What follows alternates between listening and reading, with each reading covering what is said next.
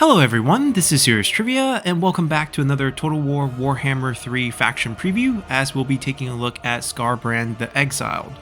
Representing Khorne, Skarbrand was once the greatest of all Khorne's demons, but undone by his pride and tricked by Tzeentch, Skarbrand foolishly challenged the Blood God, who then choked out all his personality except rage as he tossed him from the Brass Citadel. He crash landed and tore up his wings, as Skarbrand is now left to wander the mortal realms as the Exiled One. And now, hearing the roar of the dying bear god of Kislev, Ursun, Skarbrand might finally have the skull that he needs to regain the favor of his former master. So, playing as a Khorne faction, Skarbrand will deal with skulls as a faction resource. Fighting battles, raising settlements, and claiming skull piles will help gather this unique resource. And in addition, you need to use this resource to research your technology, claim new settlements. Although that is not the only way you can claim settlements, as you have Drawn to Destruction. Any settlements that you raise have a chance to automatically become your settlement. At the beginning of turn, there's a set percentage if you own a piece of that settlement. So when you approach a new province, you have to use your skulls once to at least get one territory. And then afterwards, you can feel free to raise all the remaining ones, and there's going to be a set chance that you can improve through technology, through your skill tree, to have them spawn to become one of your settlements for free, essentially. So you can get the reward for raising for skulls, and then basically wait for them to turn into your settlements. You also have additional mechanic called Bloodletting. This is attached to every single one of your armies. This is a new meter that will give you additional buffs for winning successive battles. So within, say, 2 turns, as long as you fight and win a battle, you keep this bar refreshed. If you stay idle for too long, or if you lose a battle, then this Bloodletting bar will be reset. And what you can use this for is to improve your army through the buffs that it gives, as well as summoning temporary armies when you raid settlements. These will be basically host army that you can use to fight. They will disappear in a few turns, and you can improve the number of units you get and the quality through different technology or different skills in the game. And continuing on to look at Skarbrand himself, we'll first take a look at his faction effects. So his armies can replenish in foreign territory. This is important because you'll be raising a lot of territories. And because he's the Exiled One, the diplomatic relations with other coordinate factions is going to be lowered by 20 points. You're going to be given 25% additional campaign movement range after raising a settlement to keep you moving. This is for all characters in Skarbrand's faction. Then for Lord effect, or effects just on himself, his own army will gain additional 35% movement after winning any battle. So you can chain a lot of fights together and extend your movement range. And there's going to be a couple other mechanics like rights that can help you extend your movement by creating fights for your army. Then he's also going to get 35% recruitment cost discount when in enemy or raised territory. Obviously this will be a global recruitment, and he does have a lot of mechanic as well that will make global recruitment a little bit easier, and in this case a little bit cheaper as well. But before we look at the starting position on the map, we're going to hop in here to the unit browser, and we will be doing a full unit roster overview later today actually. So if you're interested in checking out all these units up close in custom battles with all the stat card, definitely go check that video out. For our purposes here, for those who are interested in getting an early sneak peek of all the stats on the unit cards, I'm just going to quickly click through every single unit card here, just so that you can get a look.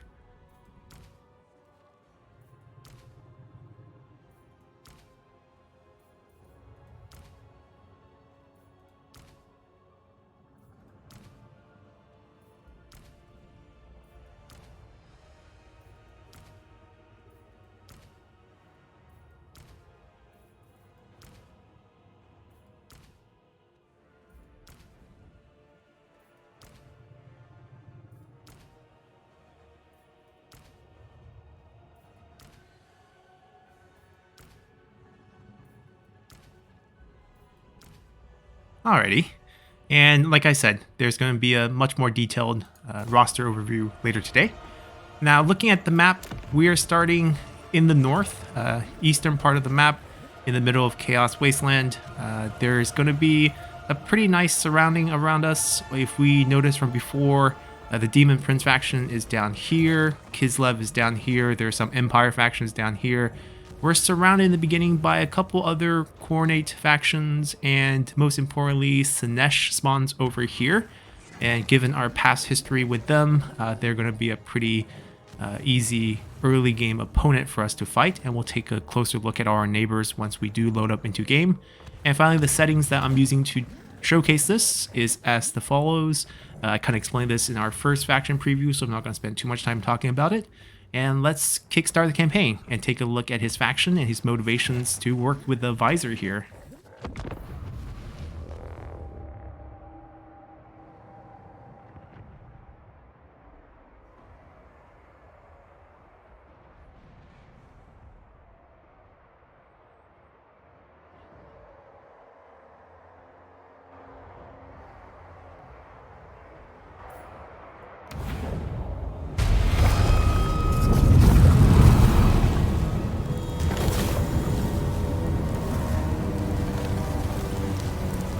Jagged rocks and rivers of fire. Here I found the greatest of all bloodthirsters. Bones of all that walked or crawled littered his lair. Skarbrand, raging gun. I had but a moment to make my case, the time it took to sharpen his murderous blades. The demon had spent millennia harvesting skulls to earn the forgiveness of his master, the Chaos God, Khorn. The skull of Ursun would gain his favor. What do you know of Khorn's favor? Nothing, mighty Skarbrand. I am but a servant, ready to aid your slaughter. I can smell the magic on you, Seer. I'll take your skull. Why take mine when you can have the skull of a god? Let me guide you through the maelstrom to where Belagor imprisons the bear. Take his skull. All I want is a drop of Ursun's blood. Keep your skull. Give me the bear. One skull for the throne. The rest are mine to collect.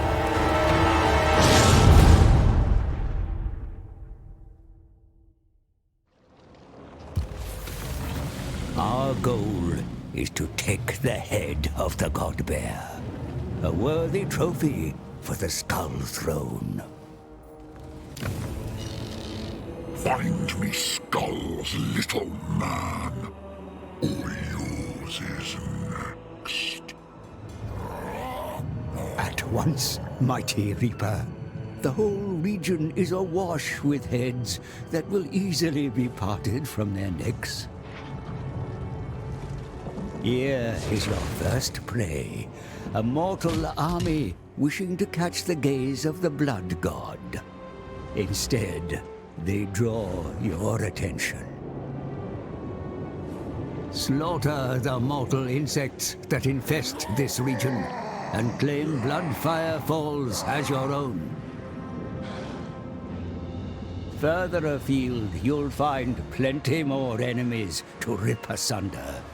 The forces of hated Slaanesh cower at the monolith. Or perhaps seek out more of Khorn's disciples. Not to ally with, of course, but to kill.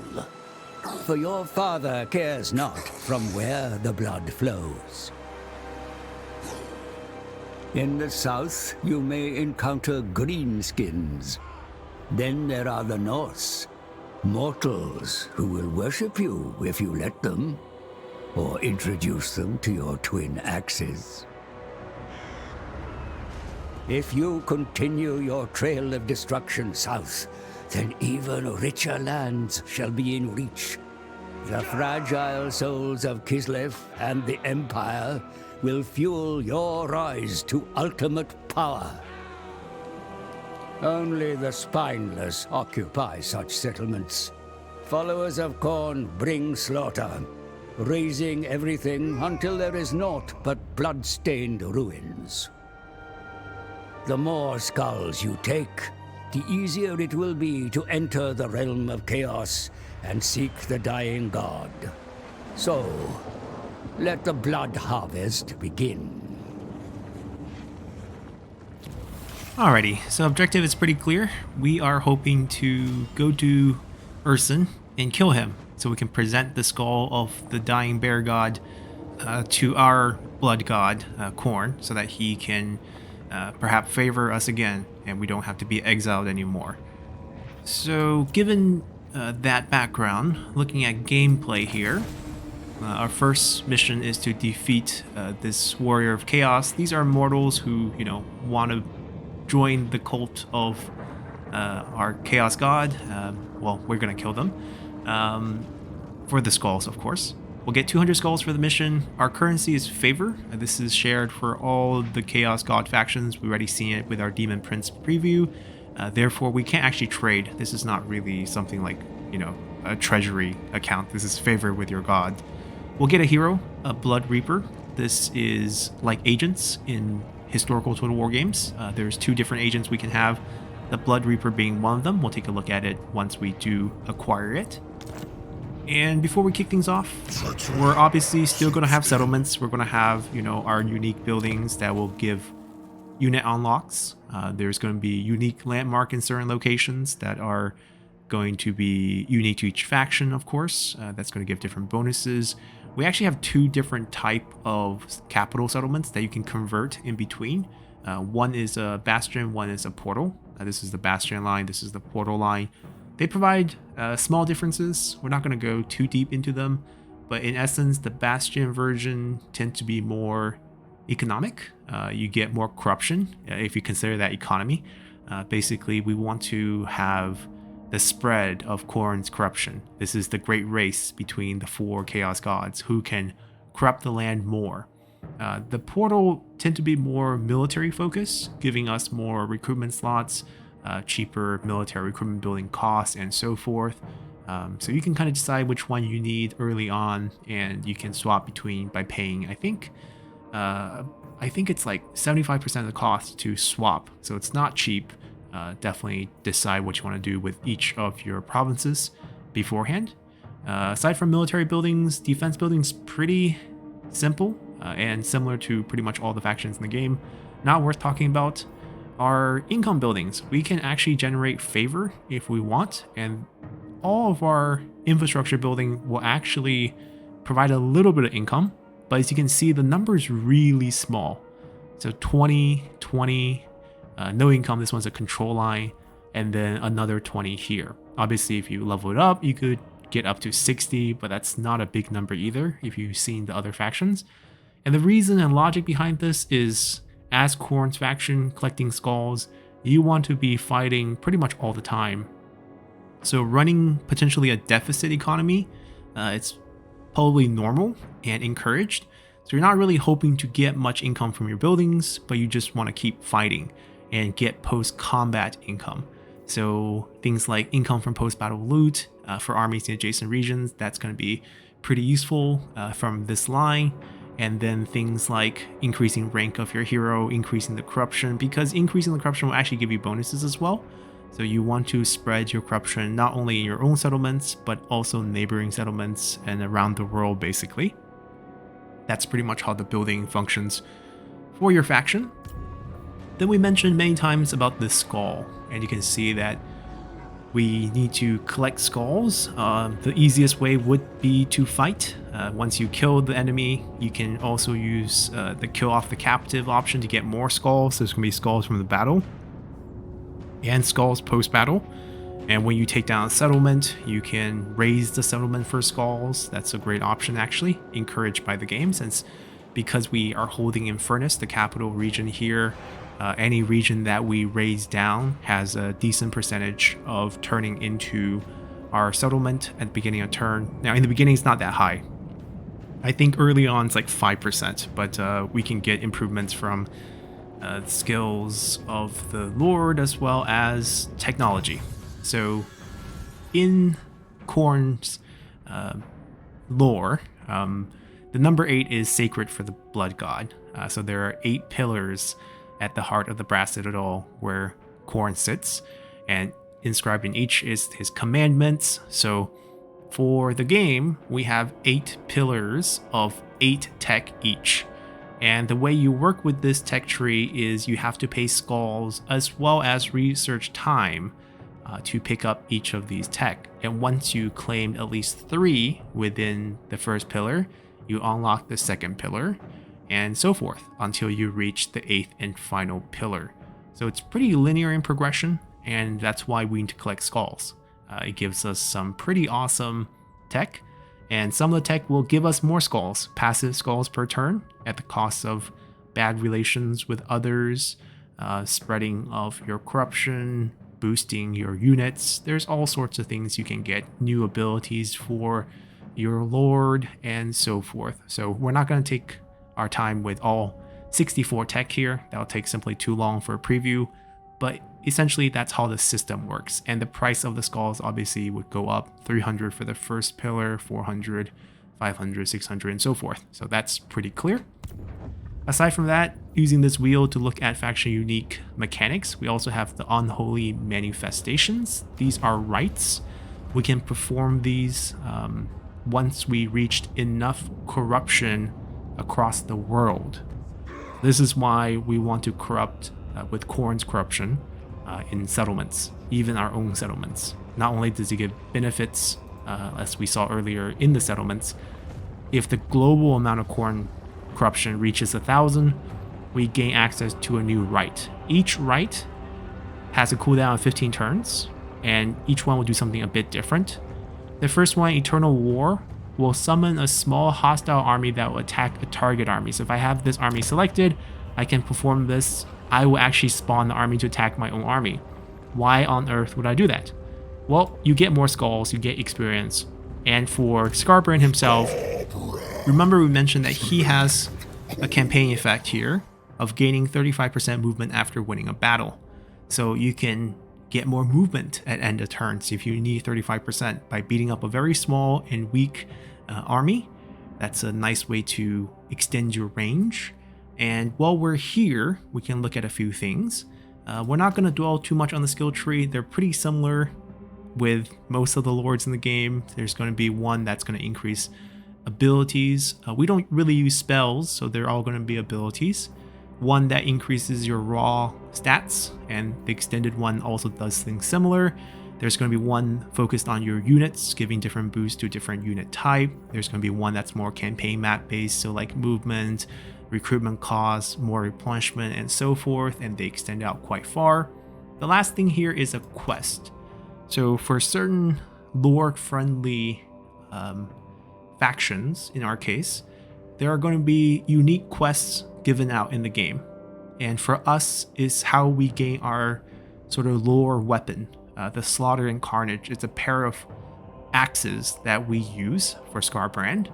And once we reach rank 10, we will have a sequence of quests given to us, accumulating in a battle where we can gain access to this pair of demonic axes that has the following attribute: 10% additional post-battle loot, increased corruption in our own local province, cheaper recruitment cost, more melee attack, and increased armor-piercing weapon damage by 100. Lastly, the ability to double our damage as we kill in battle. There's going to be similar mechanics for our units. Basically, the more they kill, the stronger they become. None of them goes up to 100%. This is very extreme, and that's why this pair of axes is quite strong for us. And that's something that's kind of unique to our faction so far, at least for the Grand Cathay factions that we have previewed and the Demon Prince. This is not something that's available, mainly because there's more lore about the Chaos Gods than, say, Grand Cathay and the kind of player-created Demon Prince. Alright, so that's kind of our character, and we looked at that. We looked at Unholy Manufacturing. We still have access to Diplomacy. It's not that we can't make deals, we can. There's no trade because we don't have sort of a money currency. We have favor with God, so that doesn't make sense. But you can still get non-aggression pacts, you know, all of the regular alliances, confederations, vassals, and so forth. It's not really in our favor to get these deals, simply because, you know, we want to fight and we want to collect skulls. And last thing before we jump into a battle and continue with this turn is this is our bloodletting meter. This is going to be shared for every single army. Not shared, but each army is going to get their own meter. And you can see we're currently sitting at 2 victories. It's given to us for free at the beginning. And if we're within the 0 to 2 range, here are the bonuses. We're actually currently sit at 0 victory, but when we win one, we actually jump to 3, which is weird. Yeah, I think that's wrong. Well, this is a pre-release build, but technically we're at 2. And then when we win one more, we'll be at 3, and we'll get this set of bonuses. And then if we go past to 6 to 8, we'll get this set of bonuses. And finally, if it's above 9, it's 20% upkeep discount, 70 growth in all your provinces faction-wide. So if you have multiple armies with, you know, multiple high-tier bloodletting, you can get insane growth on all your settlements. Although, you know, buildings are not really our thing, as we have shown. But you can get some of those unique landmarks pretty fast if you get high growth. Replenishment rate for all armies can be insane if you get multiple armies with bloodletting that's very high, because that will stack. And then obviously local corruption and ways to reduce global recruitment, because we are often going to be recruiting outside of our own territory. That's going to be a global recruitment from over here, and typically global recruitment takes more turns than local recruitment, so that's going to help even that out. Aside from that, there is one more thing I want to talk about, and that's our stances. So we're going to have a little bit different stance compared to normal factions, I guess the faction we showcased so far. Our winds and magic, since we don't use that for spells, we can use that to generate skulls. And, well, actually, no, this is building it up. We can use that for encampment, but we can build up more winds and magic. You might be wondering why we want that. Basically, we're encouraging fighting in our own army. We lose attrition. We gain some winds and magic. We gain some skulls for each unit in the army, because each unit will, you know, suffer attrition because we're asking them to fight, and they will gain experience from infighting. Then there is the demonic portal. This is where we will use the winds and magic to end our turn sort of in this encampment stance essentially, and it allows us access to global recruitment, unlocks, you know, replenishment, immune to most attritions, and so forth. There is the standard raid. These are pretty similar, but it's just the different encampment and the combat trials a little bit different for our faction. All right.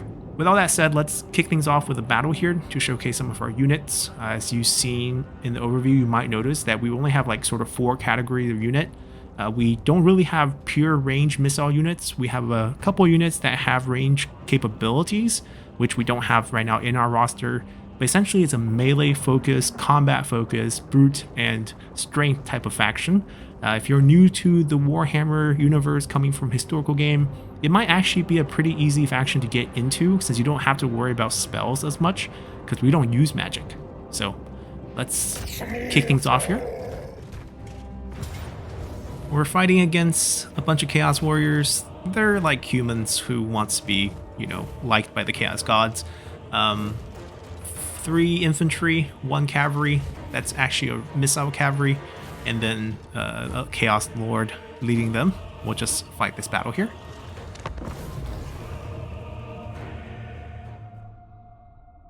Lords, tactical maps, unit cards. Oh, there's, oh, wait, I think it's after loading a certain point, they stopped letting you flip these because it was lit up.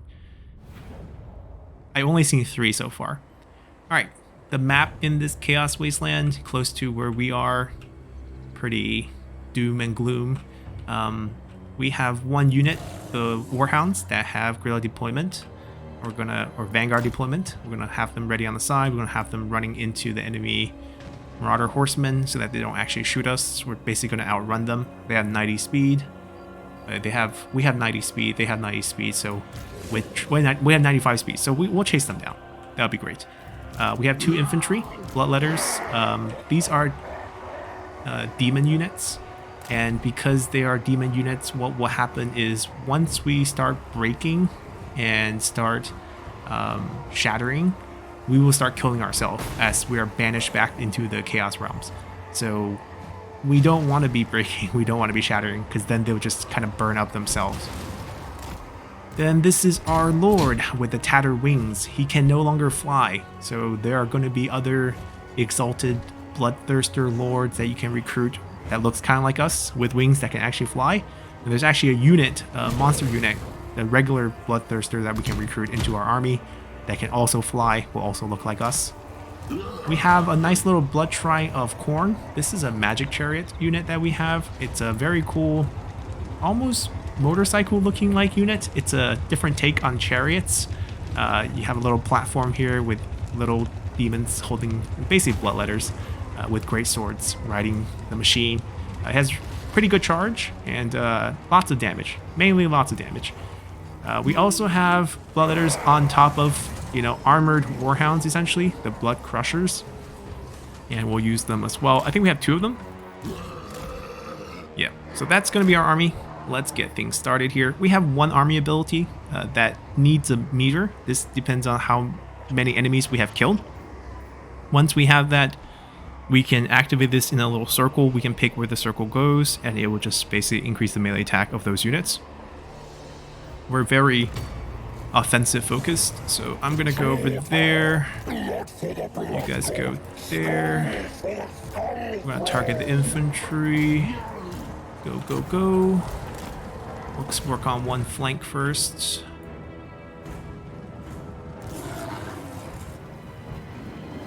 These are basically light cavalry, if you want to think about it that way. They don't have a lot of damage, but they're definitely good harassment units, and definitely good at making sure range cavalry cannot fire. We can use this, but it will just basically rampage us. I don't think we need to do that. Nearby units as well, basically lose command of them. Come on, guys, hurry. The timing is a little bit off. Maybe we need to come here first. I don't want them to get flanked. I need to give them some help.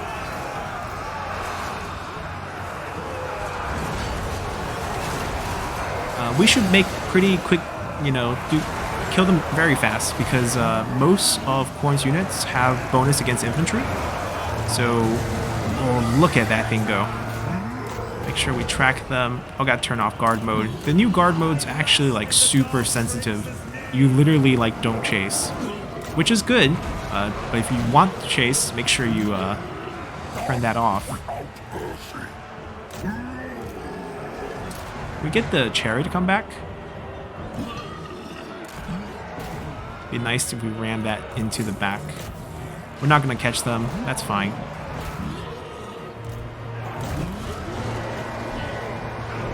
We need one more kill. There we go. Let's increase the melee attack of our units here, just to showcase it. And we can obviously rampage nearby units. Not really.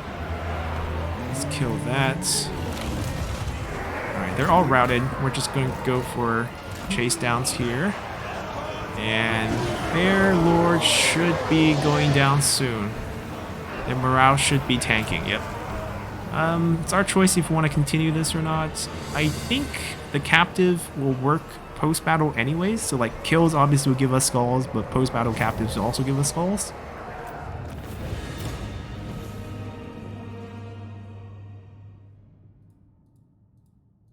Yeah, there's more than 3. It depends on the load bar. Ah, so after half it will stop letting you click. Interesting. Relatively clean fight. I think we could time the charge a little better. But you can see from the amount that we have killed, we got 60 skulls. And we got, some favor. We got experience. And what we can do now is we can get more skulls from the captive we got. We can get replenishment or get more favor. We're actually just going to get more skulls, of course.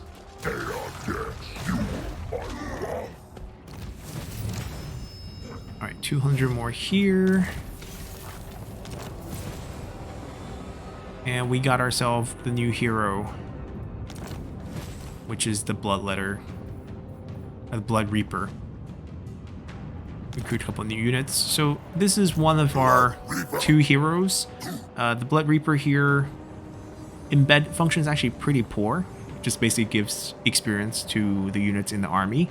If we stand on the field, it's increasing control for friendly territory and reducing control for enemy territories. The target functions are very nice. So basically, damage enemy garrison on settlements, assassinate enemy heroes or armies, and if you're targeting the units on army, you can actually damage them as well. Function kind of like spies in Total War Troy, for those of you coming from that game. We are asked to embed him.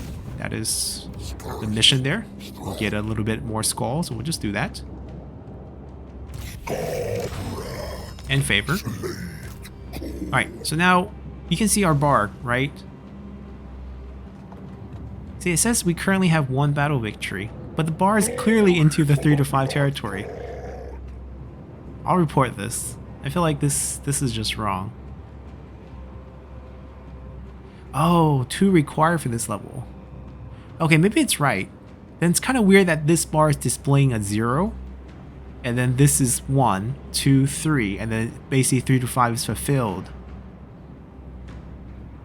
Maybe that's how it works. Like 1, 2, 3, 4, 5. I doubt that can squeeze that much. Anyways, you can see now that, you know, if I want to attack this settlement, I can't reach it. But this is where the rights come in.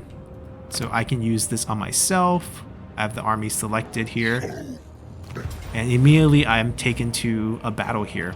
Now, obviously, we're not playing out this campaign. It's going to be a core army. So I'm just going to simply auto-resolve this, even though I will lose a unit. You can see the new preview system where just if it's glowing red, it's just telling you that unit's going to be gone.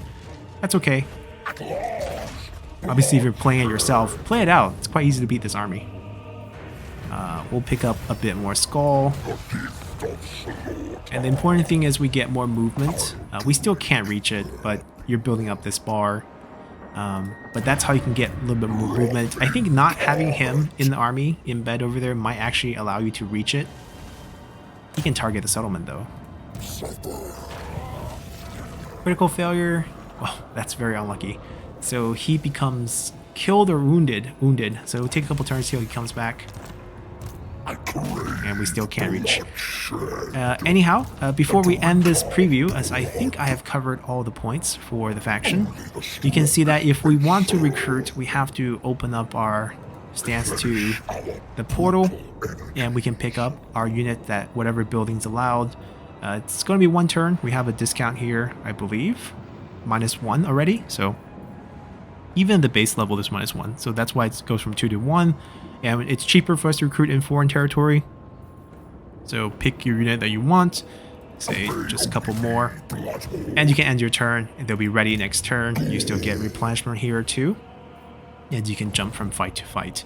And since the bloodletting has a cooldown of 2 turns from inactivities, you don't have to fight every turn, but make sure you find something to kill within every 2 turns. So that's pretty much the introduction to Khorne's faction. Hopefully you enjoyed this preview. And we're going to be coming back with more previews of other factions in the coming week as the embargo become lifted. All the way to February 17th when the game officially launches. We'll be able to cover every single faction, including the pre-order Ogre Kingdoms when those embargoes become lifted. And there will also be, unit roster reviews, which will come out later today, guides, and other contents related to Total War Warhammer 3, such as multiplayer and the before mentioned prologue. We'll try to play that one in full when that one is allowed. So if you enjoy content such as this, make sure to subscribe on the channel. You can check out the pre-release schedule of everything that I could announce on the community page here on YouTube or in the announcement channel on my Discord, which you can also join using the link in the description below. So thank you all for watching to the end, and I will see you all next time. Bye!